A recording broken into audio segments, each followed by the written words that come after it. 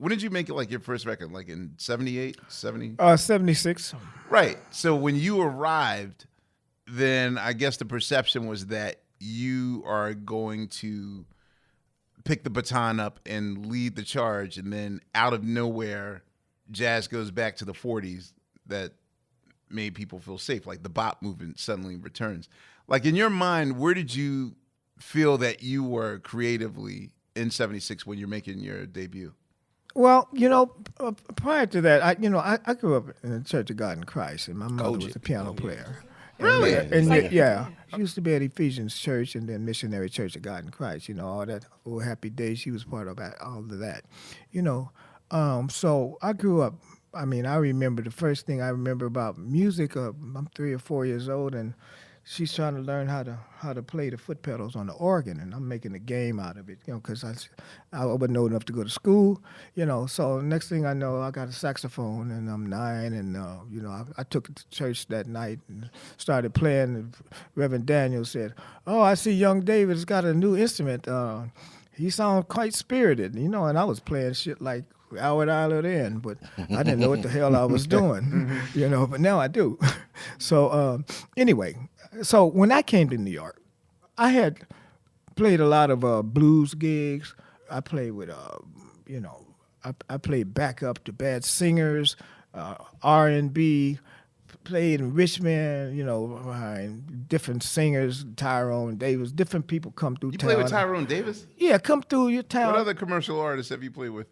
The Pneumonics. A lot of people. Everybody in the Bay Area, Okay. I was in horn sections, mixed company.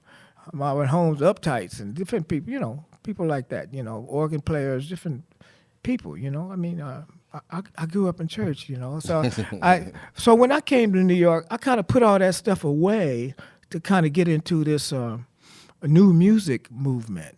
So when I got to New York, I could tell you, we used to play down the Studio We and different studios, and I knew a lot more than a lot of the cats around me. There was a lot of cats that were playing the horn real hard and long, but I grew up playing the saxophone. I didn't just pick it up, Mm-hmm. I had history in my sound. The horn has always been my best friend, and I was an athlete, so I could play the horn, and I could play it with power. And I use circular breathing for power, not for long notes. I get louder as I play. So anyway, I'm just saying, I scrapped all of what I learned in my teenage years and early years to come into the avant-garde, because I knew Bobby Bradford, and I knew Arthur Blythe. I knew Wilbur Morris and Butch Morris, and I met all these people that showed me how to go into this area of music. But I had already learned a lot of stuff before I met them.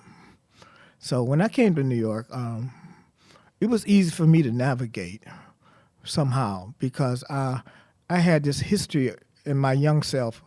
I had all this history already inside of me. Were you aware of the perception? Like I always thought that, or I was under the impression that New Yorkers kind of look down on California musicians, jazz musicians. Yeah, because a lot of the jazz musicians from California, they end up playing that smooth jazz in L.A. And I couldn't stand that kind of stuff. Oh, so it's valid. I couldn't stand it. So when I came to New York, I wanted to play hard. I was like coming out of interstellar space with Train and Rashid Ali. That's what I wanted to do, kind of stuff like that.